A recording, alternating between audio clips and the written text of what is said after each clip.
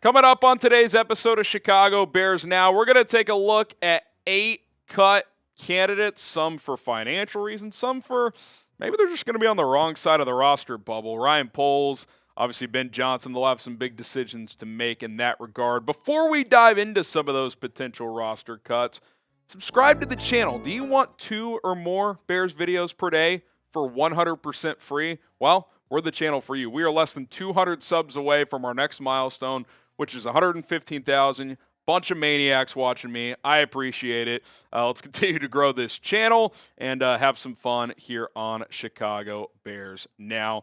So hit that subscribe button if you want to stay in the loop with the latest Bears coverage. By the way, coaching search ramping up in terms of assistant coaches and all that stuff. So you are not going to want to miss out. Okay, let's dive into it. Bears cut candidates, 4 players that could save you a decent amount of cap space, and then 4 more that, are they going to make the roster anyway? Some might, some might not.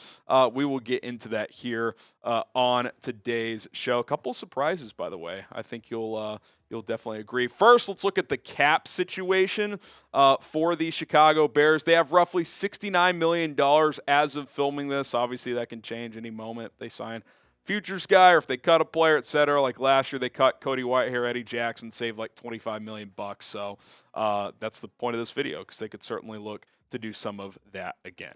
Okay, let's start with our first cut candidate. Cap savings cuts here. Gerald Everett, the tight end who, look, I really liked the signing last year. I thought the price tag was fair. I thought he was one of the best tight end 2s in the league, one of the better receiving tight ends for not a pure 3-down starter in this league, and he did nothing. He had like 7 catches, less than 100 yards. It was bad. And for how much he's making, if that's the production you're going to get, guys, his cap hit $6.5 million. He was basically unplayable last year. You save $5.5 million by cutting him. Only a $1 million dead cap hit there. So, look, maybe Ben Johnson has a vision for him. Maybe he can get him back on track. This is a guy that had like 400 yards for 5 straight seasons, but it did not work last year. So I think at that price tag, unless Johnson envisions a notable role for him, I think he's going to be on the chopping block. Next up is one of Ryan Poles' pet projects. He tried to sign him in 2022. Buffalo matched. He traded for him. That would be one Ryan Bates. He wanted to make him this team's starting center. Couldn't stay healthy. Multiple injuries. Ended the season on concussion protocol. And you look at the price tag for a guy who's basically been a career backup anyway. Now with an arthritic shoulder, a concussion problem, $4 million, you can save all of it if you cut Ryan Bates. I'm not trying to be mean. I think you cut your losses here. Now, it could be a scenario where the Bears have the leverage here and they say, hey, Ryan, we like you. We think you could be a good backup here. You know, top backup interior guy. You can play center and guard. If you want to, we could cut you, save the $4 million, then re-sign you to a vet minimum. That could certainly be the case. But for $4 million, I got to type my C for cut here. What say you? Should the Bears cut Ryan Bates? Type C for cut, type K for keep.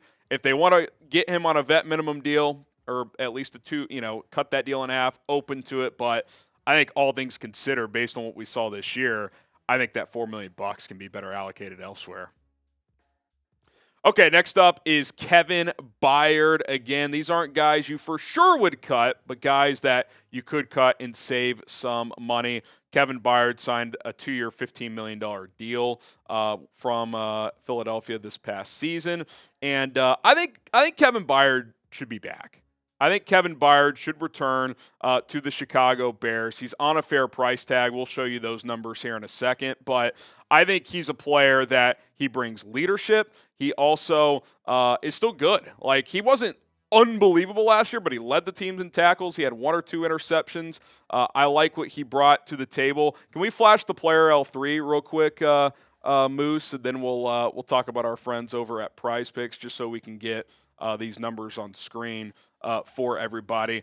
I think at this price tag, I mean, yeah, you could save $5.5 million, but I think less than $7 million cap hit for a well above average starting safety. Because remember this, Jaquan Brisker missed the final 12 games of concussion protocol. I think Byard's still a good player.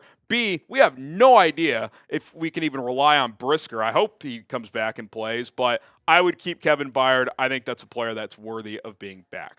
Okay, we have some more cuts to talk about, but first, do want to tell you guys about our friends over at Prize Picks. Daily fantasy made easy at prizepicks.com/CLNS. Use the code CLNS to get a $50 bonus when you play for just $5. Got to submit that first $5 lineup, but sign up, use that code, get started today.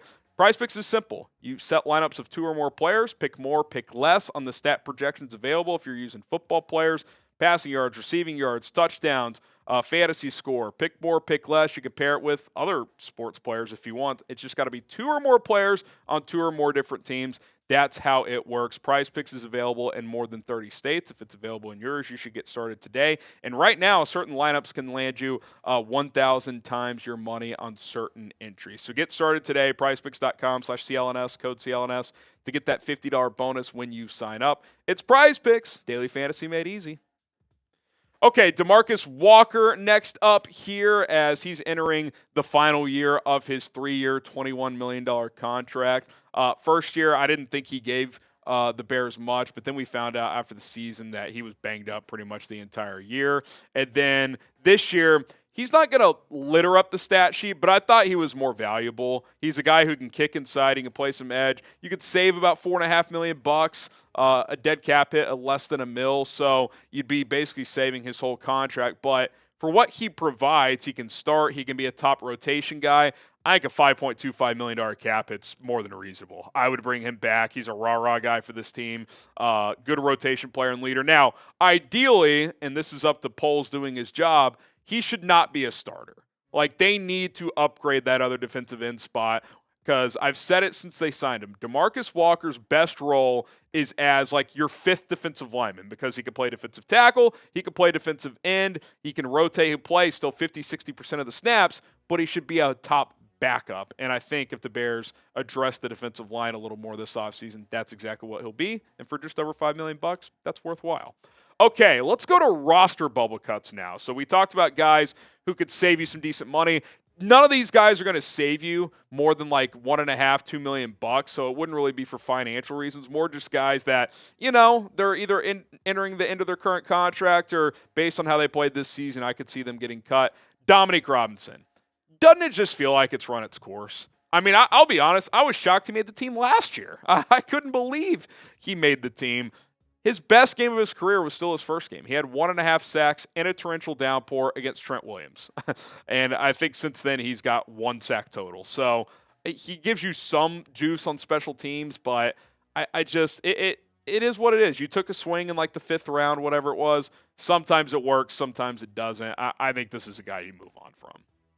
Jonathan Owens, without showing him as well, Elijah Hicks I would pair in here. I could see a scenario where you keep one of Owens or Hicks. Hicks has 1 year left on his rookie contract. Owens has 1 year left on his 2-year deal. They basically make the same amount of money, Jonathan Owens and Elijah Hicks do, so keep an eye on that. Now, again, with the Brisker concussion situation, that's actually good news for Owens and Hicks in the sense that could buy them an extra roster spot, right? The Bears may have to go heavier at safety. Maybe they carry 5 instead of 4.